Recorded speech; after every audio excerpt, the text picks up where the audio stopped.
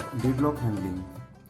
Now, our system is in a deadlock state if there exists a set of transactions such that every transaction in the set is waiting for other transaction in the set. Now, we can see one example.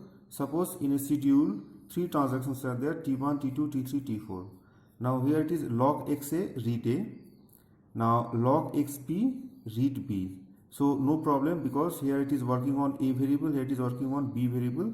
So, T2 is granting this one log B. Now after that T2 needs to read something or write something, so it is say T2 issues log XA, but both the logs are non-compatible to each other, so T2 must wait for T1 completion of the T1. After that, okay, now after that T3 needs to read and write the C variable, now requested for log XC. Now it is okay because A, B, C, these are the different variables. Now T3 is granting, this is granted to use this particular log X, use this particular C variable. After sometimes T3 needs the B variable, but this B and this B both are non-compatible to each other, so T3 must wait for T2. Now after sometimes T4 needs the D variable, so it is okay because A, B, C, it is not issued by any other, the D variable is not used by any other variable, any other transaction. So log XD is issued and T4 is using this particular D variable, but after few times T4 needs to read and write C variable and T4 is requested for the C variable.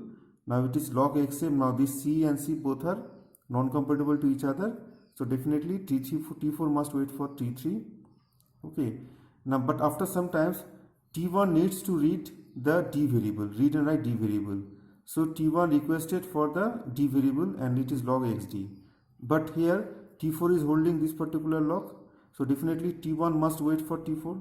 So we can see here T2 is waiting for T1. What are you waiting? T3 is waiting for T2. T4 is waiting for T3 and T1 is waiting for T4. That means what? It creates one cycle. Are you getting this one? So T1 is waiting for T2 to completion of this A variable. T3 is waiting for T2, T4 is waiting for T3 and T1 is waiting for T4. So it forms a cycle. So you can see none of the transaction can make progress in this deadlock situation. So this situation is called the deadlock situation, because none of the transaction can make progress.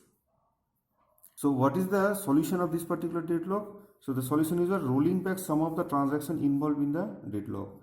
So rolling back means what? Say we can see this one now. Rollback is of two types. So rollback is of two types.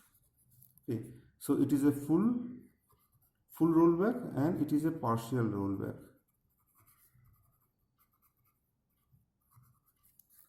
Now you can see here, say T1 is waiting for T2, T2 is waiting for T3 and T3 is waiting for T4.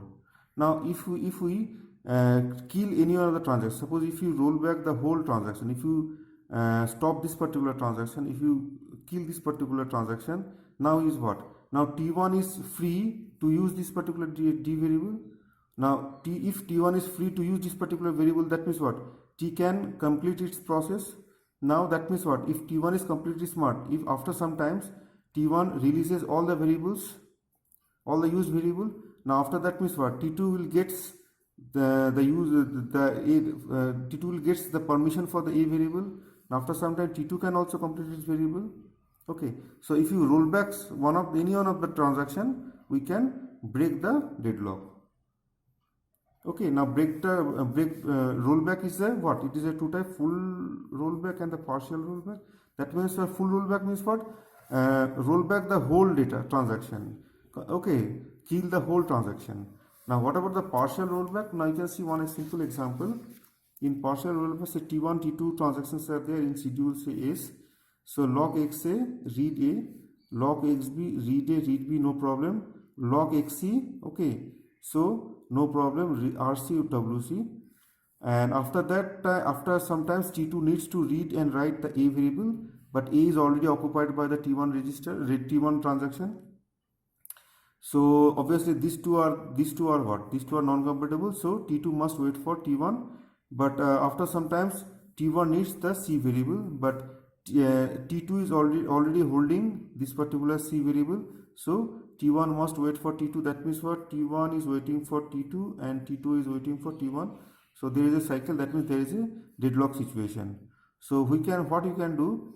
So T1 is waiting for C, and if you roll back, now there are two processes, full and partial. Full means what? Kill the whole transaction, either T1 or T2. Or we can apply the partial rollback. Partial rollback means what?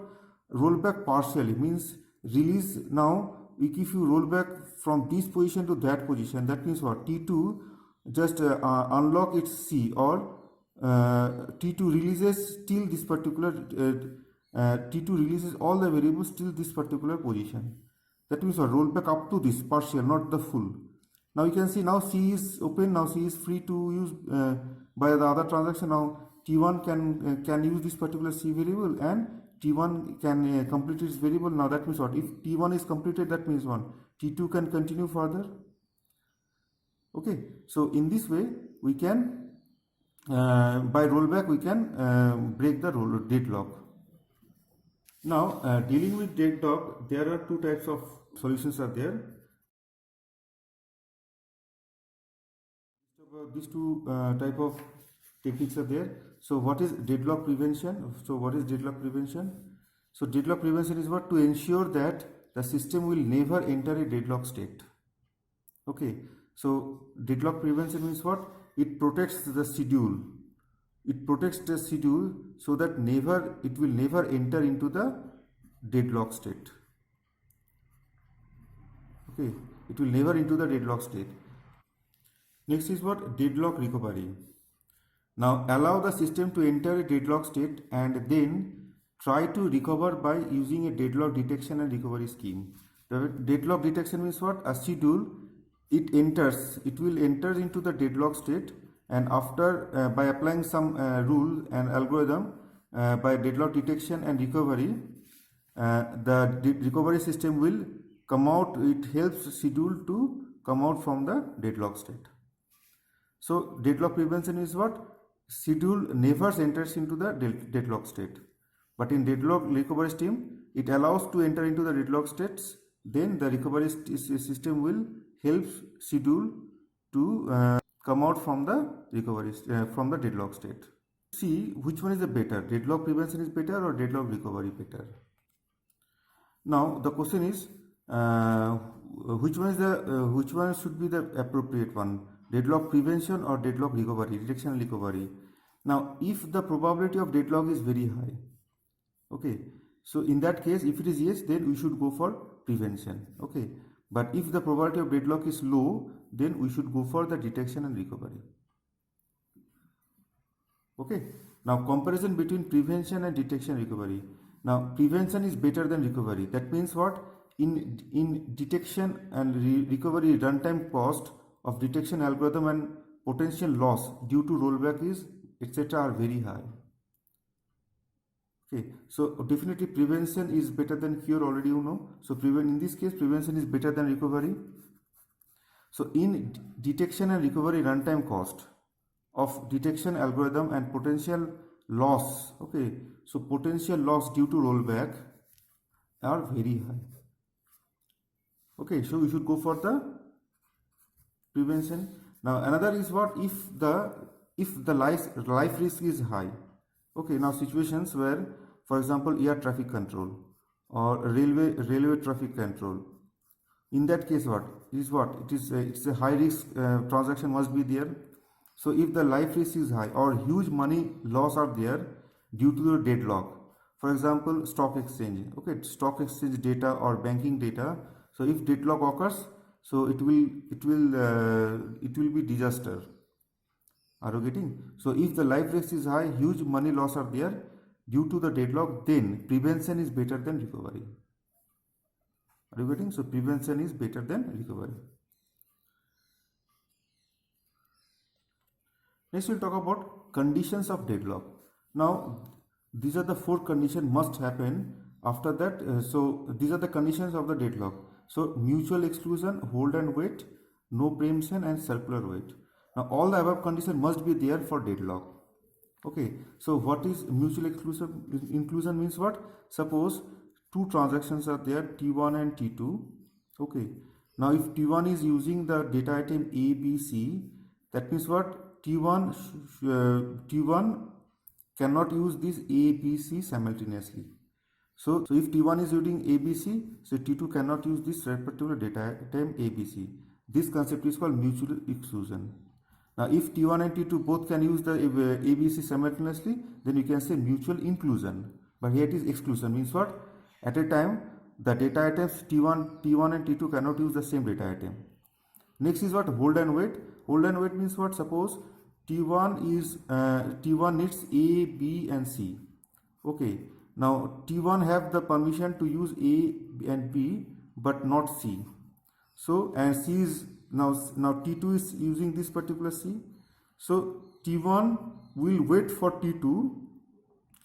Okay, or T1 will wait for the C variable. Okay, and wait for to complete its process, to complete its execution. This is called hold and wait. So T1 needs three variables A, B, C. Already T1 contains these two variable A and B. T1 needs C variable, but T2 is using this particular C variable. So T1 must wait for T2 for the C variable. That concept is called hold and wait. Now next concept is the no preemption. The preemption is what? Taking the variables, taking the control. Now suppose T1 is using A, B, A and C, but T2 needs this particular A and C. So T2 cannot take away the A and C variable from the T because it is no preemption. Are you getting this one? Now, preemption means what? Taking the resources from the others. So T2 cannot take the resource from the T1. It is no preemption. So if this is the case, so definitely it is the no preemption. Next is what? Circular wait. Circular wait means what? So T1 is now definitely you can see T1 transaction is there and T2 transaction is there. Now this is the case. Now you can say no circular wait means what? Now if T1 is waiting for T2 and T2 is waiting for T1, that means what? It is circular wait. So T1 is waiting for T2 and T2 is waiting for T1. So if this is the case and all other cases are there, so mutual exclusion, if mutual exclusion is there, hold and wait is there, no preemption is there, as well as circular wait is there, so definitely the schedule will enter into the deadlock state. Okay. In the next video, we will discuss about deadlock prevention technique in detail. Okay. Thank you very much.